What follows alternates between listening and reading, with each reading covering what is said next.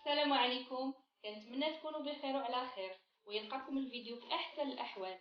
اليوم غادي نحضر معكم ان شاء الله حوته طايبه في الفران بطريقه مختلفه كتجي صراحه رائعه. غادي نرافقها بالفيرميسيل الشعريه الصينيه، وغادي نحضر معكم كذلك صوص سهله مهله كتوجد بسرعه. صراحه هذه الوصفه صيفيه كتجي زوينه بزاف ومميزه ومختلفه على الطريقه العاديه. تبعوا معايا المقادير وطريقه التحضير. غادي نبدا ان شاء الله في تحضير الحوته. غادي نحتاج لها 2 فصوص ديال الثوم محكوكين، واحد عصير نصف حامضه، غادي نحتاج معلقه ديال الزعتر، معلقه صغيره عامره، وجوج قطع من الجبن المثلث، وغنحتاج كذلك قطع من هذا الجبن على هذا الشكل، وغادي نحتاج التوابل سكينجبير وشويه د الملحه، غادي نحتاج زيت الزيتون والخل. الحشوه اللي غادي نعمر فيها الحوته غناخذ غير النصف ديال الكميه اللي عندي ديال الثوم، وغادي نحتاج الزعتر، غادي ناخذ عاود نصف الكميه وغادي نحتفظ بالباقي. غادي ناخذ هاد القطع ديال الجبن،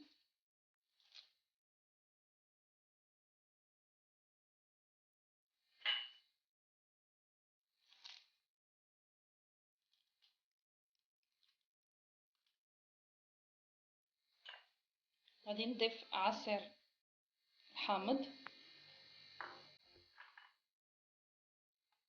وغادي نضيف شويه ديال السكينجبير،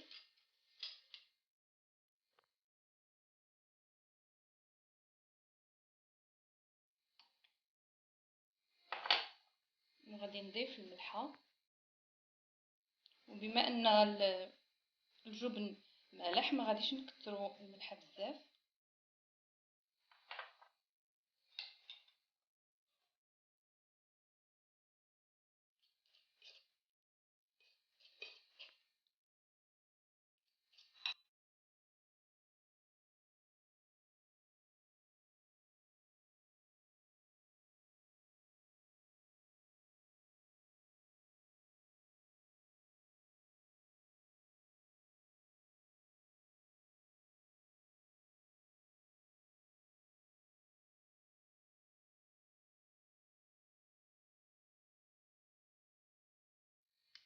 غادي نحضر الان لاصوص اللي غادي نشرمل بها الحوته قبل ما نعمرها. غادي نحتاج نصف الكميه كذلك ديال الثوم مع نصف الكميه ديال الزعتر، غادي نحتاج شويه الملحه،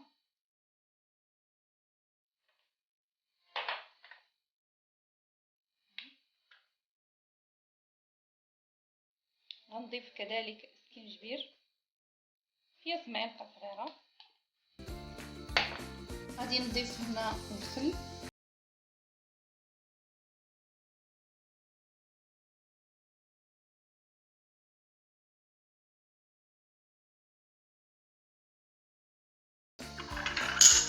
وغادي نضيف الان شويه ديال زيت الزيتون،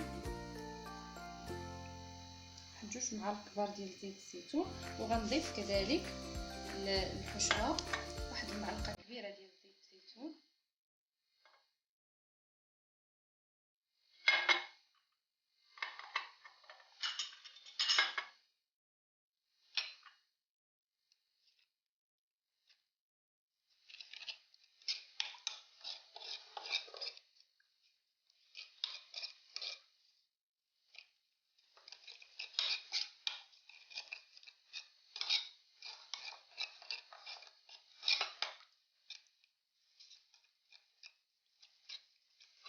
هذه هي الشرموله اللي غادي نشرمل بها الحوته،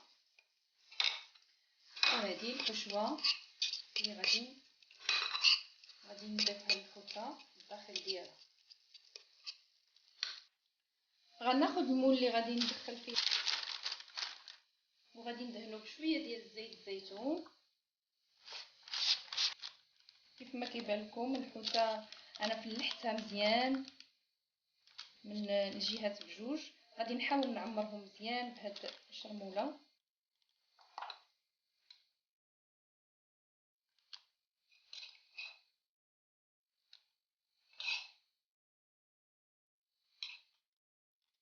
نحاول ندخلها هاد الشرموله مزيان في هاد الشقوق اللي درت لها باش تجي بنينه وتدخل فيها الشرموله مزيان.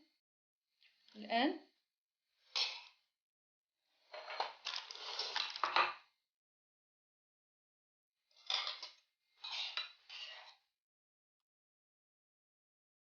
غناخد هاد الحشوه غادي نوزعها في الداخل ديالها كيف ما كيبان لكم.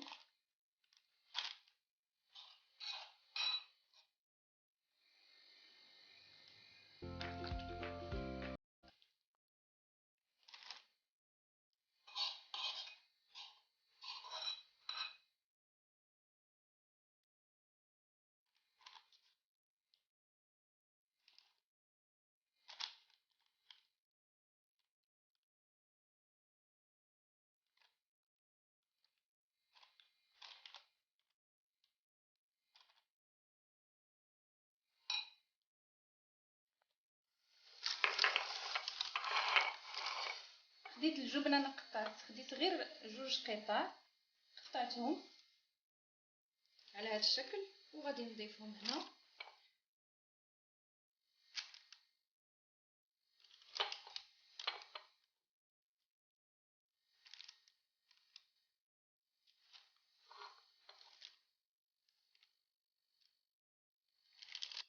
الان من بعد ما عمرت الحوته غادي ندخلها الفران طيب على عافيه مهيله، وضروري نغطيوها بورق الطبخ، لان الا ما غطيناهاش بورق الطبخ كيجي اللحم ديالها كيولي ناشف وما كيجيش زوين. ضروري نغطيوها على هذا الشكل وعاد ندخلوها طيب.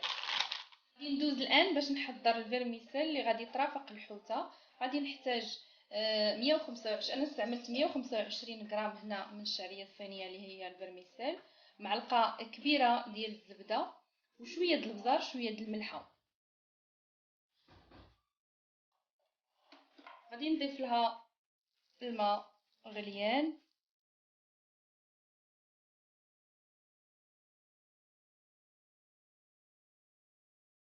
صفيت الشعريه من الماء مزيان وقطعتها شويه على هذا الشكل كيف ما كيبان لكم. غادي نخليها شويه. انا نسيت ما ذكرتش الجبن مع المقادير. غادي نحتاج شويه ديال الجبن مبشور، اي نوع توفر عندكم.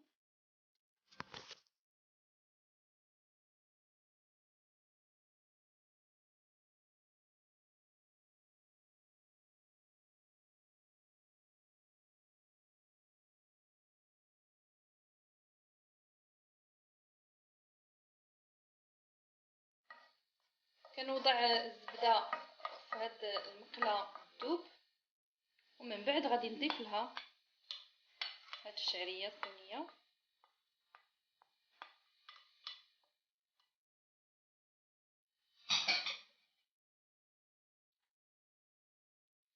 غادي نضيف لها شويه د البزار، واحد شويه د البزار، واحد راس معلقه د البزار،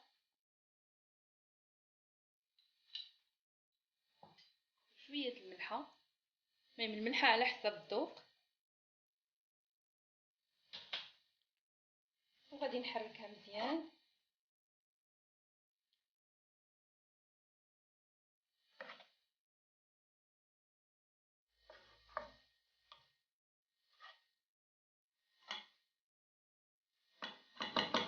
غادي نغطيها ونخليها تشرب هاد الزبده وطيب شويه. غادي ندوز ان شاء الله باش نحضر الصلصه اللي غادي ترافق الحوته. انا اختاريت نحضر معكم صلصه سهله مهله كتوجد بسرعه وما كطيبش وكتمشي مع الجو سخون، وانتم تقدروا تحضروا اي صلصه كتفضلوها. واحد ياغورت طبيعي وزن 110 غرام. غادي نحتاج شويه ديال لاسيبولات، يعني الثوم القصبي، تقدروا تعوضوه بثومه عاديه.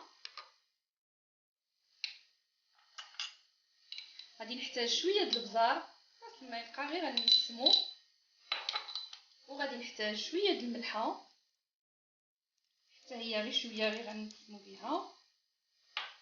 وغادي نحتاج شويه ديال زيت الزيتون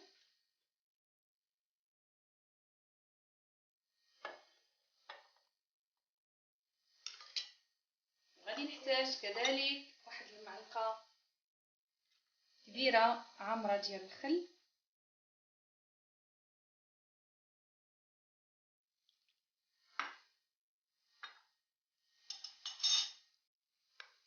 والان لاصوص ها هي غادي نخلطها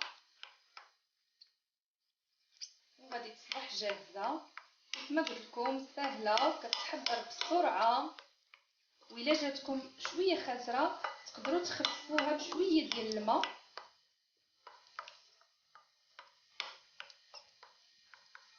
غادي نضيف لها واحد شويه، واحد ربيع كاس ديال الماء.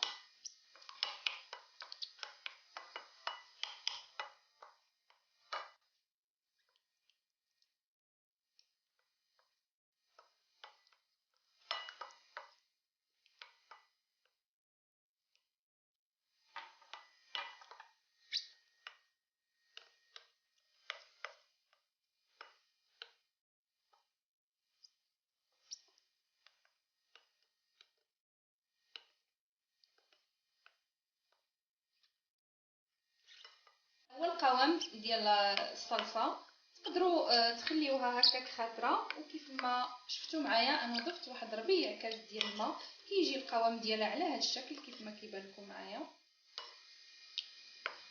غادي نحتفظ بها حتى للتقديم ديال الحوته ان شاء الله، وغادي نضيفها من بعد ما طابت الحوته. كنعري عليها في الفران، كنخليها تتحمر واحد شويه كيف ما كيبان لكم، كتاخذ اللوين.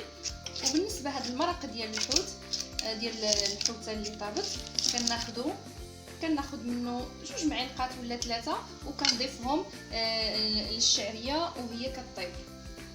قبل ما نضيف لها الجبن كنضيف لها المرق ديال الحوته ونشحرها شويه، ومن بعد عاد كنضيف لها الجبن وكنقدمها.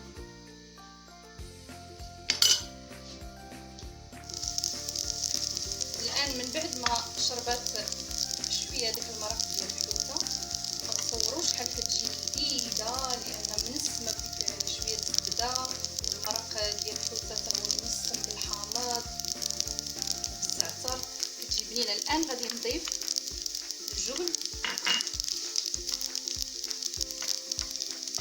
وكيف ما قلت لكم تقدروا تستعملوا اي نوع.